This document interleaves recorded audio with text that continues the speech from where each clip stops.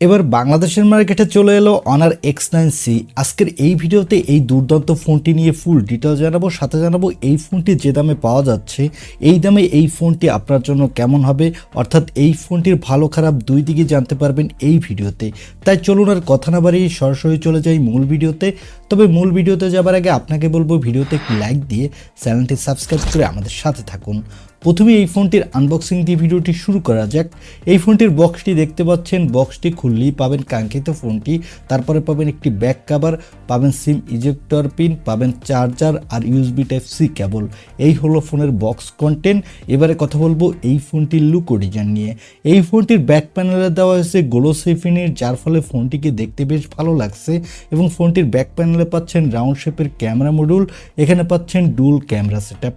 ফোনটির বডি ফ্রেমটি প্লাস্টিকের, ফোনটিতে সকল ধরনের পোর্শন বাটন দেওয়া হয়েছে আর ফ্রন্টে পাচ্ছেন আইফোনের মতো পিল শেপ নচ ডিসপ্লে। ফোনটির থিকনেস হলো 8 মিলিমিটার, ওয়েট হলো 188 গ্রাম আর এখানে দেওয়া হয়েছে IP65 এর রেটিং, যার ফলে এই ফোনটিতে হালকা পাতলা পানি বা ধুলোবালু লাগলে কোনো সমস্যা হবে না। ওভারঅল ফোনটির লুক ও ডিজাইন এক কথায় দুর্দান্ত। এবারে কথা বলবো এই ফোনটির ডিসপ্লে কোয়ালিটি নিয়ে। ফোনটির ডিসপ্লেটির সাইজ হলো 6.78 ইঞ্চি মাপের একটি 1.5K কার্ভ অ্যামোলেড ডিসপ্লে, সাথে থাকছে 120 হার্টজের রিফ্রেশ রেট এবং এই ডিসপ্লেটির পিপিআই ডেনসিটি হলো 437 এবং ডিসপ্লেটির পিক ব্রাইটনেস হলো 4000 নিটস, যার ফলে ডিরেকশন লাইটে এই ডিসপ্লেতে আপনি কোনো প্রকার ব্রাইটনেসের ঘাটতি পাবেন না। এই ডিসপ্লেটি এক কথায় দুর্দান্ত ডিসপ্লে বলা যায় এবং ফ্ল্যাগশিপ ডিসপ্লেই বলা যায়। এবারে আসি এই ফোনটির ক্যামেরাতে। আগেই বলেছি এই ফোনটির ব্যাক সাইডে থাকছে ডুয়াল ক্যামেরা সেটআপ, যার প্রাইমারি লেন্সটি হলো 108 মেগাপিক্সেলের, সাথে থাকছে ওআইএসএস সাপোর্ট, সাথে পাচ্ছেন 5 মেগাপিক্সেলের আল্ট্রা ওয়াইড লেন্স। এই ফোনটির ব্যাক ক্যামেরা দিয়ে আপনি 4K তে 30 FPS ভিডিও রেকর্ড করতে পারবেন, সাথে ভালো কোয়ালিটির ফটোগ্রাফি তুলতে পারবেন। তবে এখানে যদি 4K তে 60 FPS এর সাপোর্ট থাকতো তাহলে আর একটু বেটার হতো। আর এখানে সেলফির জন্য পাচ্ছেন 16 মেগাপিক্সেলের সেলফি ক্যামেরা। এই ক্যামেরাটি দিয়ে আপনি ফুল এইচডি ভিডিও রেকর্ড করতে পারবেন আর এখানেও আপনি দুর্দান্ত কোয়ালিটির সেলফি তুলতে পারবেন। এবারে আসি এই ফোনটির অন্যতম হাইলাইটেড অপশন অর্থাৎ এর পারফরমেন্সে। এই ফোনটিতে পারফরমেন্সের জন্য থাকছে স্ন্যাপড্রাগনের 6 Gen 1 চিপসেট। এই চিপসেটটি 4 ন্যানোমিটার আর্কিটেক্টে বিল্ড। এখানে আপনি দুর্দান্ত মাল্টিটাস্কিং করতে পারবেন, সাথে পাবজি ফ্রি ফায়ারের মতো গেমগুলো আপনি মোটামুটি স্মুথলি খেলতে পারবেন। আর এখানে আউট অফ দ্য বক্স থাকছে অ্যান্ড্রয়েড 14, এর ব্যাক এন্ডে থাকছে ম্যাজিক ওএস 8। সিকিউরিটির জন্য থাকছে আন্ডার ডিসপ্লে অপটিক্যাল সেন্সর এবং ব্যাটারির জন্য থাকছে 6600 mAh এর বিগ ব্যাটারি, সাথে থাকছে 66 ওয়াটের একটি ফাস্ট চার্জার।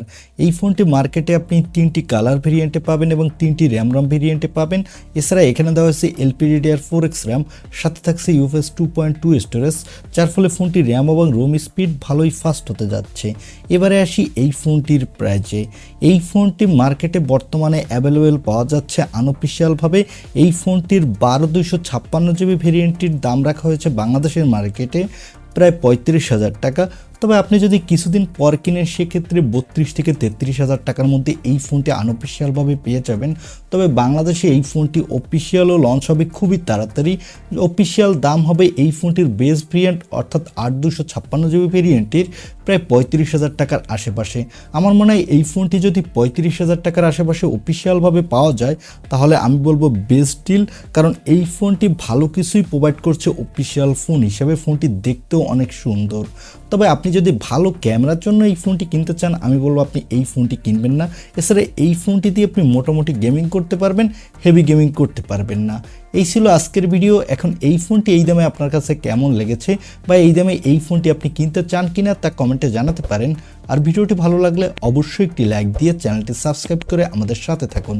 দেখা হবে নেক্সট ভিডিওতে। আজকের মতো আল্লাহ হাফেজ।